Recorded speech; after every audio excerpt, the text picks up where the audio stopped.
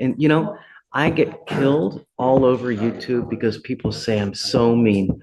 I mean, it's are we supposed to coddle everybody? Are we supposed to coddle you for just 10 drinks when you know you're on a freaking probation? Before this hearing even gets rolling, notice the judge's tone. He's not here to sugarcoat, and frankly, he's fed up.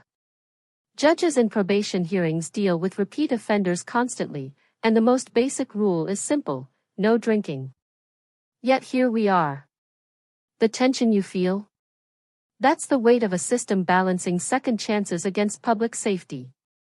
Viewers, ask yourself, at what point does patience run out? Should a judge protect the defendant's feelings, or protect society from her choices? Where is she? She's right there, Judge. Come up, Ms. Ramirez. The state wants to do a 6-month extension for her to finish her treatment. She's had a couple of positives. I had a chat with her. I'm not down with that. I'm not down with you just continuing to drink. You're not supposed to. That's the first damn elementary thing of this program is you don't drink. And you're continuing to do it. It's not going to happen. I mean, do we need to put her into an inpatient treatment program? They're recommending IOP and SOP. The cost of an inpatient, because with DWI-PTI. Oh, I'll revoke her bond. It'll be free. Hopefully we don't do that, Judge. Can you give her a chance to do the IOP, SOP? I had a chat with her. You want to keep in this thing? I'm going to put you in inpatient treatment. You're going to go right now. There goes your life. 6 months minimum. And if you're good, 6 months. Right. If you're good, I'm sorry, 6 months. Otherwise, it's a year and a half in custody. No means no. Doesn't mean I've got a party. I've got Jesus telling me to do it. No. How many positives? Let's not get ahead of ourselves. So she completed the DWI education, effective decision making, and victim impact. On March 12th, she admitted to consuming alcohol. And then on June 20th, she provided a blow of 1.53. 0.153, that's nearly double the legal. Here's where the case hits hard. A 0.153 blood alcohol content, nearly twice the legal limit, while on probation. Think about that. She's not just bending the rules, she's crushing them. The defense paints it as a celebration, but the judge hears something else: a risk to public safety. In legal terms, this is aggravating conduct. It makes her less sympathetic, not more. And here's the kicker: when defendants keep breaking conditions, judges start wondering if leniency is enabling the very behavior they're trying to stop. Limit. That's gotta be, that's When the probation officer, like eight drinks. she said she had 10 drinks and she was celebrating her sister's birthday. No, there's gotta be some kind of sanction. No. Judge, can we do, instead of putting her in inpatient, can we maybe take her in for the weekend and then let her out and go her with? I'm okay with that. Yeah. And then at that point, I'm gonna put an ankle monitor on her. Can you let her come in? Did you drive here? Yes. Can we, her car is gonna get towed. Getting her And car out I of care impound. because Well, so I know this is not the court's concern. I'm saying my concern for her is that if you take her in right now, her car is gonna go to impound. Her family can take it out because they need a power of attorney. She's gonna come out with over $1,000 in fees only to get her car out. But she will come back. we continue to cater to everybody. And I get killed all over YouTube because people say I'm so mean. I mean, are we supposed to coddle everybody? Are we supposed to coddle you for just 10 drinks when you know you're on a freaking probation? Shameful. You ought to be ashamed. That tells me that you either have a problem or you just don't give a shice about us. That's what that tells me, and yet you still want a dismissal of this case. It doesn't work like that, I don't know if it makes a difference, but I've had her on bond for quite some time. And she's been on the program, she did her classes. If you give her a chance to come back, and if she doesn't do it, then I won't even have anything to stand on or come before you to say anything. And I don't think she will either. And being before you, I think she understands, right? Yes. Right? That if she does not take advantage of this opportunity, then that will be the end of that program for her.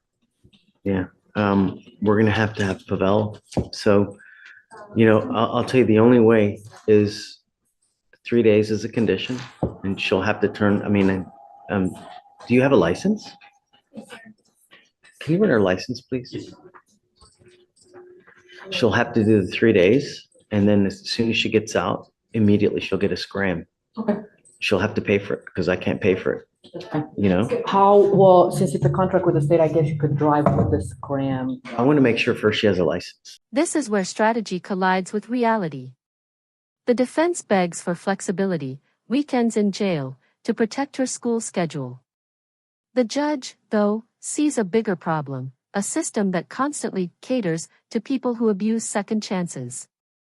And then comes the ankle monitor order. For those unfamiliar, a scram device is unforgiving. It checks alcohol levels 24/7, no excuses. It's the court's way of saying, if you can't control yourself, the machine will do it for you. Harsh? Maybe. Necessary? Absolutely. Okay, do you have insurance? Yes, I do. Okay. Hey, Pavel, Yes. I need you to please amend the contract. And I don't know how, but so this is Miss Ramirez. Okay. She's had quite a number of blows, positive. Okay. We're amending to do 3 days as a condition. And then she's PTI. on the PTI. Yeah. Okay.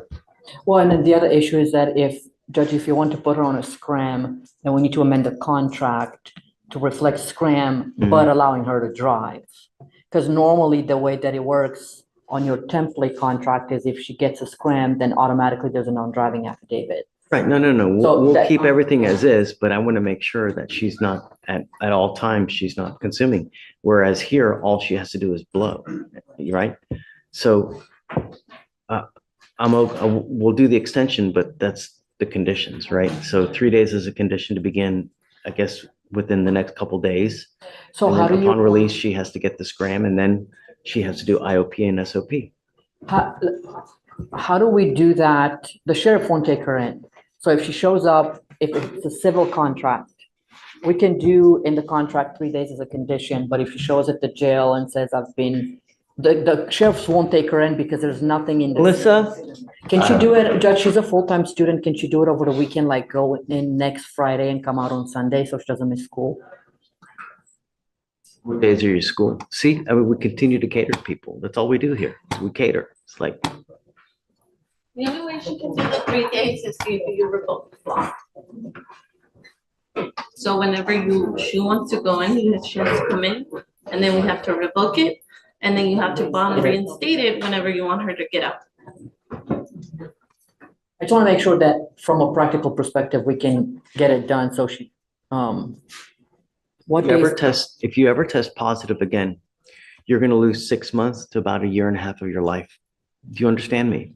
So if it'll be the best damn party, best damn beer, best damn drink, best damn smoke, whatever it is, you ever test positive again, I'm telling you, inpatient you go.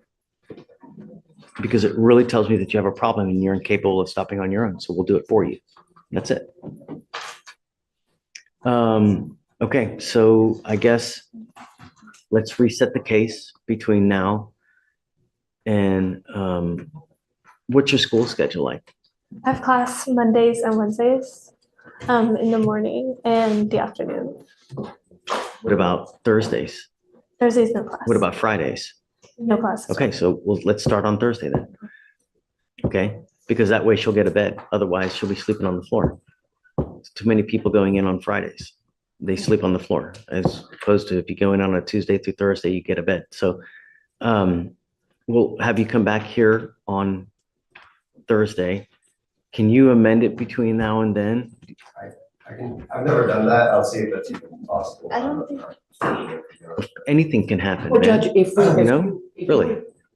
Judge, if you revoke her bond and she goes into custody, let's say we do Thursday, well, probably better Friday, so we can have her on the docket on Friday and Monday. Okay, And then I'll we come back reinstate on on Monday. Monday, you reinstate her, we don't have to amend anything. all right. Good. Just so we can kind of, I understand. Okay, that's, okay. Yep. okay. And then we'll just amend, if you want to do the scram, then they'll just amend that. portion. I mean, if they tell me that they can't do that, then I'm not going forward. I'm not going to do it.